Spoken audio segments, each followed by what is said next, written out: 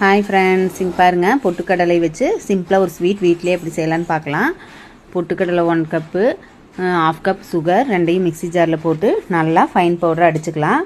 இந்த பொட்டுக்கடலையை டெய்லியும் சாப்பிட்டு வர்றதுனால ரொம்பவே உடம்புக்கு ஆரோக்கியம். நான் வீட்லேயே உருக்குன நெய் தான், வீட்லேயே தயார் பண்ண நெய் தான் எடுத்திருக்கேன்.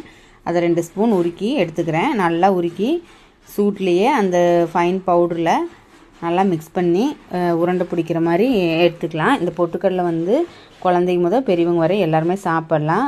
ரத்த நல்லா உற்பத்தியாகும்.